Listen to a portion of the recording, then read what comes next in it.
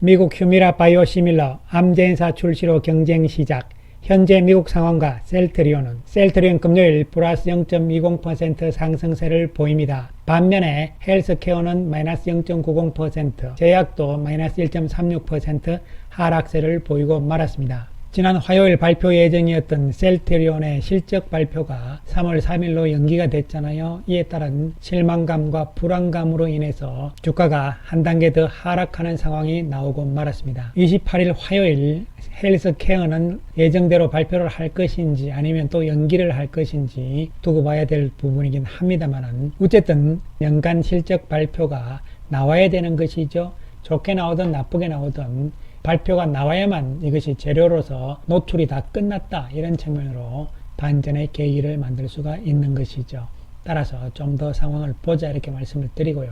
오늘 이 시간에는 목요일 셀트리온의 유플라이마의 미국 FDA 승인과 관련된 이야기들이 나온 상황이고요. 또 한 가지 중요한 것은 미국에서의 휴미라 바이오시밀러 시장이 1월 31일 날 암제비타를 출시를 하면서 시작이 됐잖아요. 그리고 그 한 달 정도가 가까이 지나고 있는 상황인데, 현재 미국의 상황은 어떻게 진행이 되고 있는가, 이런 부분들과 함께 그렇다면 과연 셀트리온의 유플라이마는 이러한 측면에서 이야기를 해보기로 하겠습니다.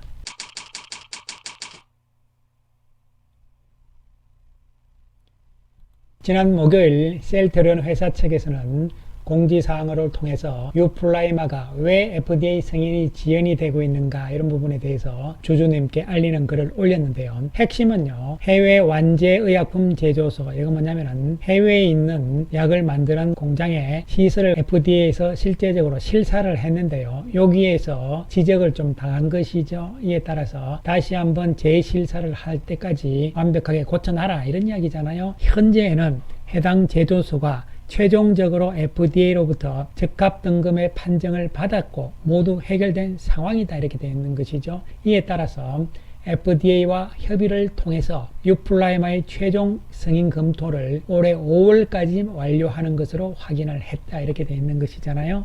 따라서 별 문제는 없는 상황이고, 해외 완제의약품 제조소는 뭐냐면요, 유럽에 쓰일 수 있는 론자라든가 이런 셀트리온 쪽에서 CMO를 주는 그런 케이스들이 있잖아요. 이와 관련해서 그 공장도 다 실사에 포함이 된 것이죠. 그렇기 때문에 이 부분에 대해서는 우려할 부분은 아니라고 보시면 되는 것이고요. 그리고 어차피 7월 1일 날 출시이기 때문에요, 그 이전에 FDA 승인이 나오면 된다, 이런 측면에서 접근을 하시면 될 것으로 보입니다. 이러한 상황들이 보면요, 지난번에 알보텍하고도 똑같은 상황이죠. 알보텍 역시 FDA로부터 재심사를 받았잖아요. 작년 9월 달에 역시 지적을 당했어요. 이번에 셀트리온과 마찬가지죠. 그래서 재검사를 올 1분기 중으로 하겠다, 이런 이야기잖아요. 이것은 작년 12월 23일 날 쓴 기사니까요. 그래서 알보텍 측에서는 미국 FDA하고 결론적으로 4월 13일 날 심사 기일로 해서 FDA 승인이 확정된다, 이렇게 이야기를 하고 있잖아요. 물론 승인이 될 것으로 보이는 것이죠.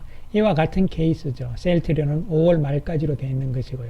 따라서 알보텍도 마찬가지지만 셀트리온도 7월 1일 날 미국에서 출시에는 문제없다, 이런 측면으로 접근을 하시면 되겠습니다. 자, 미국의 휴미라 바이오시밀러 시장 1월 31일이죠. 암젠의 암제비타가 미국에서 출시가 됐습니다. 피하 주사 제형이고요. 저농도이라는 약점을 가지고 있죠. 그러나 구연산은 제거가 됐습니다. 라텍스는 그대로 제거를 못한 상황이죠. 라텍스는 알레르기스를 좀 일으키는 부분이라고 보시면 되는데, 핵심은 중요한 것은요, 퍼스트 무브인 암젠의 암제비타가 가격을 두 가지 가격으로 나온 것이죠. 그런데 이것이 무슨 의미냐, 이런 부분을 우리가 잘 생각을 할 필요성이 있는데요. 하나는 가격을 5% 인하한 제품이고요. 또 하나는 가격을 절반 이상 55% 인하한 제품이 되는 것인데요. 우리가 바이오 시밀러이기 때문에 상식적으로 생각을 하실 때는요, 싼 게 잘 팔릴 것이다, 효과가 똑같으니까, 이런 부분으로 가격이 절반 이하로 뚝 떨어지겠구나, 이렇게 생각을 할 수가 있는데요. 그러나 미국 시장은 특이하죠. 그렇지만은 않다는 측면이 중요한 핵심이 될 수가 있겠는데요. 그 부분에 대해서 지금부터 하나씩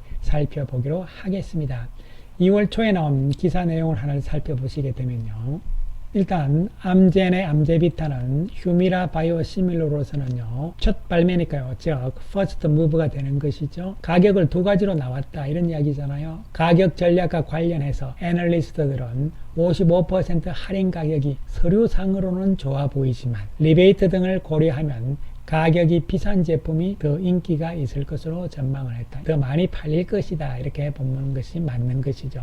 이것은 미국 의약품 시장의 유통구조의 특별함 때문에 그런 것이죠. 미국 리베이트가 합법인 나라잖아요. 특히 의약품 시장도 같은 개념이 되는 것이죠. 두 군데 방향으로, 두 군데 쪽으로 리베이트가 나가야 되는 것이죠. 즉 도매상 쪽으로 1차적으로 나가야 되는 것이고요. 그 다음에 또 보험과 관련해서 PBM 쪽으로 또 나가야 되잖아요. 그래서 이 리베이트가 들어가기 때문에 가격 인하를 그렇게 많이 할 수가 없는 구조다, 이렇게 볼 수가 있는 것이죠. 그럼 55%로 할인하는 가격 제품은 뭐냐면은, 여기서도 말했듯이요, 서류상으로 좋아 보이지만 이 뜻은 뭐냐면요, 그냥 형식적으로 나온 것이다, 이렇게 보시면 되고, 실제적으로는요 5% 정도밖에 할인되지 않았다, 이렇게 보시면 되는 것이죠. 나머지는 리베이트로 다 들어간다, 이렇게 되는데, 결국은 리베이트를 받은 도매상이라든가 그 다음에 보험과 관련된 PBM 쪽에서 할 수밖에 없는 것이잖아요. 이러한 구조기 때문에 결론적으로 가격 인하 효과가 별로 없다는 것이죠. 오리지널과 암제비타는 5% 정도의 가격 차이밖에 없다는 결론이 나올 수가 있는 것이죠. 이에 대해서 상당히 불합리하다는 이야기들이 나오고 있고 우려심들이 나오고 있는 것이죠. 미국의 비영리 단체인 바이오시밀러 포럼이 있는데요, 여기는 바이오시밀러를 적극적으로 미는 단체라고 보시면 되겠습니다. 새롭게 발매될 휴미라 바이오시밀러가 10개잖아요. 이 10개인데 이 10개 모두 다 미국 처방약 목록에 접근할 수 있을 것인가에 대해서는 우려다, 이렇게 이야기를 했잖아요. 그러면서 보험과 관련돼서 보험약제 관리기업, 즉 PBM이 공식적으로는 휴미라 쪽에 바이오시밀러를 포함시키겠다고 발표를 했지만 10개 전부 다 하는 것은 아니란 말이죠. 이에 따라서 두세 개의 휴미라 바이오시밀러만이 시장에 접근할 수 있고 나머지는 배제될 수 있다는 우려가 나오고 있다, 이런 이야기들을 한 것이죠. 왜냐하면 가격이 5%로 암제비타가 출발을 했기 때문에 가격 인하 효과가 없다는 이야기죠. 그렇기 때문에 가격과 관련 없이 뭐가 더 중요하다는 것입니까, 여러분? 그렇죠. 리베이트 부분이 더 중요하다는 이야기가 되는 것이죠. 또한 미국의 의약품 유통업체인 카디널 헬스 쪽에서도요, 2023년 바이오시밀러 보고서 프리뷰를 통해 가지고 안정성, 효능, 상호 교환성, 그 다음에 약국 수준에서의 의약품 대체, 이런 부분들은 사실 우려하는 것이 아니라고 볼 수 있는 것이죠. 다 입증이 된 것이기 때문에요. 사실은 제일 우려되는 것은 또 다른 우려사항으로 환자에 대한 직접적인 비용 절감 부족이다. 즉 가격이 안 싸다는 이야기죠, 바이오시밀러가. 그리고 지급자 보장 결정에 대한 불확실성, 이것도 역시 PBM 쪽에서 관리를 한다는 이야기가 되는 것이죠. 또 조금 더 살펴보게 되면요, 이 휴미라 바이오시밀러에 대해서 미국의 의료진들은 별 문제 없고 괜찮다는 이야기인데, 중요한 것은 의료진이 볼 때 과연 환자들이 바이오시밀러 쪽으로 바꿀 거 아니에요. 스위칭을 하는데 스위칭 할 것인가 안 할 것인가, 이런 부분에 대한 설문조사를 했다는 이야기가 되는 것이죠. 이 내용을 보면요, 경제성이 약품 전환 주요 동기는 아니다는 이야기죠. 바이오시밀러 쪽이 가격이 싸다 해가지고 바이오시밀러로 바꾸지는 않는다는 이야기예요. 미국의 의약품 유통업체 카디널 헬스가 발표한 내용이죠. 가격 할인만으로 오리지널 브랜드 제품을 쓰는 환자가 전환하기 충분한지는 확신할 수 없다. 그러니까 싸다 해가지고 바이오시밀러로 바꾸진 않는다, 그것이 100%는 아니다, 이런 뜻이 되는 것이죠. 또한 의료진들 입장에서는 바이오시밀러든 오리지널이든 처방하는 데는 문제가 없다, 이런 이야기를 할 수가 있는 것이고요. 중요한 것은 바이오시밀러를 처방할 가능성이 가장 큰 환자는 누구냐, 이렇게 물어봤더니만 휴미라 처방 전문가 중, 즉 휴미라 의사들 가운데서 가장 많은 대답은 보험사가 바이오시밀러 사용을 의무화한 기존 환자였다. 그 이야기는 무슨 이야기냐면요, 결국은 보험 등재, PBM의 선호 의약품으로 등재돼야 된다는 이야기가 되는 것이고요. 그 다음에 류마티즘 전문의 중에서 40%는요 신규 환자들이 바이오시밀러 처방을 받을 가능성이 가장 높을 것이다 라고 대답을 한 것이죠. 결국은 신규 환자 내지는 기존 환자들이 스위칭, 바이오시밀러로 바꾸기 위해서는 PBM 보험 쪽이다, 이런 측면이 되는 것이지, 시밀러라 해서 가격이 싸다 해서 바꾸지는 않을 것이다, 이런 이야기가 되는 것이죠. 이러한 상황들은요, 사실 우리가 미국에서 휴미라 바이오시밀러 시장에서 성공을 하기 위해서는 첫 번째로 가격 경쟁력을 이야기를 했잖아요. 즉 오리지널인 휴미라보다 가격이 싸야 된다. 그러기 위해서는 원가 절감도 해야 되고 또 유통 비용도 절감을 해야 된다는 이야기가 셀트리온이 중요한 좋은 점이었다고 볼 수가 있는데, 가격 경쟁력이 별 의미가 없어지게 되는 것이죠. 지금 암제비타가 퍼스트 무브로서 리베이트를 많이 주면서 시작을 해버렸기 때문에요. 후발로 7월 1일에 들어가는 업체들도 바이오시밀러 쪽도 리베이트를 그만큼 또 줘야 된다는 얘기가 되는 것이죠. 결론적으로. 그렇다면 제품의 가격은 경쟁력이 될 수가 없다는 것이죠. 그 다음에 두 번째 차별화 전략은 뭐 제품의 효능 쪽이니까요. 제일 중요한 것은 역시 PBM 쪽에 처방 목록에 등재가 되는 것이 가장 중요하다, 이렇게 볼 수가 있는 것이죠. 그래서 미국 시장에서는 지금 현재 암제비타가 가격을 5%이나 이런 부분으로 주력으로 나가버렸기 때문에요. 바이오시밀러로서의 가격 경쟁력은 별로 없는 것이고, 결론적으로 리베이트를 많이 주는 구도가 되어버렸기 때문에요. 자, 이러한 특이한 미국의 의약품 유통 구조 체계를 다시 한번 살펴보시게 되면요.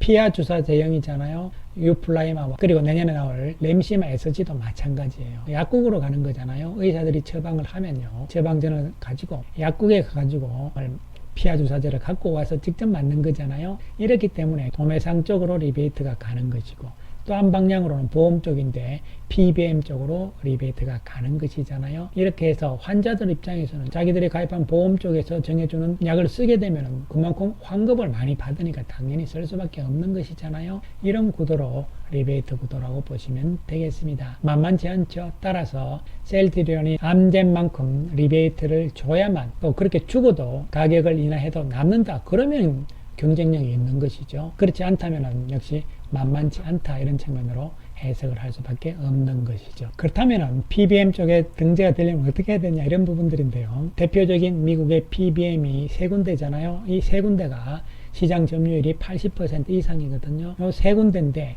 요 세 군데를 세 군데가 똑같이 할지 아닐지는 어느 제품을 모르는 것이죠. 그런데 어쨌든 가장 크다고 볼 수 있는 유나이티드 쪽에 PBM사 쪽에서 한 이야기는요. 3개의 휴미라 바이오시밀러 제품을 선호의약품 목록에 넣겠다, 이렇게 나왔거든요. 오리지널하고 합치면 4개를 넣겠다, 이런 이야기가 되는 것이죠. 그렇게 된다면 결론적으로 휴미라는 오리지널이기 때문에 당연히 등재가 되는 것이고요. 그 다음에 바이오시밀러 중에서 3개라고 이야기를 했잖아요. 앞에서 2-3개 이야기도 나왔고, 어쨌든 간에요. 이런 상황에서 암제는 등재 가능성이 높은 것이죠. 왜냐하면 퍼스트 무브로 좀 나간 것이기 때문에요. 그렇다면 나머지 3개 중에서 2개다, 이렇게 될 수가 있는 것인데요.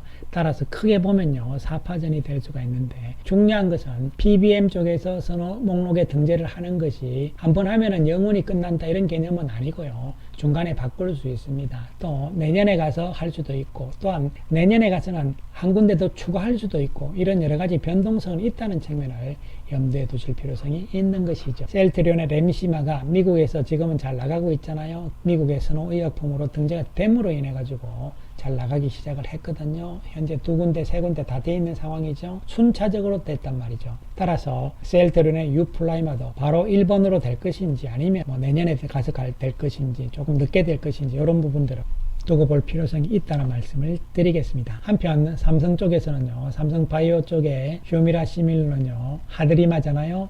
요것은 이제 오가논 요 회사하고 파트너로 해가지고 유통회사가 오가논이 되는 것이죠. 오가논 쪽에서 이야기를 하는 것은요, 7월 달에 출시를 하고 2023년 올해 예상 매출액을 최대 1235억으로 잡고 있다. 그러니까 뭐 1000억 정도 잡고 있다, 이렇게 보시면 되는 것이죠. 그리고 본격적인 시밀러 시장은 2024년부터다, 이렇게 볼 수 있는 것이고요. 따라서 올해 그리고 올 7월 이후 이런 상황에서 시장이 어떻게 지금 여러 가지 상황들 변화가 나올 것인지는 차곡차곡 좀 두고 볼 필요성이 있다, 이런 측면이고, 어쨌든 삼성 쪽에서는 올해 1000억 정도 매출을 예상을 하고 있다, 이런 정도로 우리가 참고를 할 필요성이 있어 보입니다. 셀트리온 금요일 막판에 불화설을 조금 돌리긴 했는데요.